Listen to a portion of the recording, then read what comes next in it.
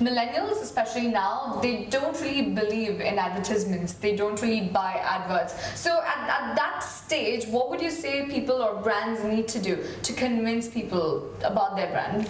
In the case of millennials, yes, perhaps advertising isn't working particularly for them, although I might challenge that. But yeah, the idea of creating content that's very relevant, and so not you, by virtue of you creating something, people will come to you. So if we think about all the content generation that's happening across YouTube, across Instagram, blogs that are doing especially well, influencers that have been here for a very long time, and they keep kind of promoting brands, that's where we see a lot of those emotional connections being made. Right, and do you see all of this, what David just mentioned right now, be converted or translated into sales, the different marketing strategies that are essentially being used by these brands?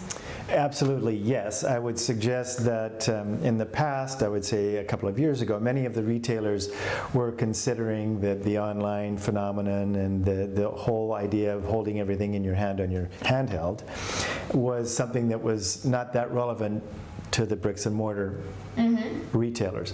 But I think that that's all changed. So best described by some of the leading retailers in this region, they said that we used to think that the online portion was a bolt-on to the whole industry, to what they were doing. Right. Now, they run a $4 billion business, but they didn't think it was going to permeate throughout the entire business.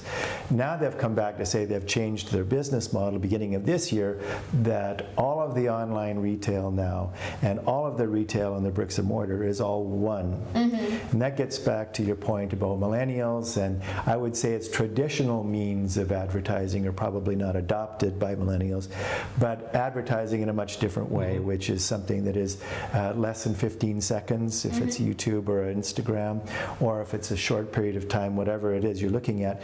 It's the information comes and goes quite quickly, but it's also sitting in the back of their mind. So it's important.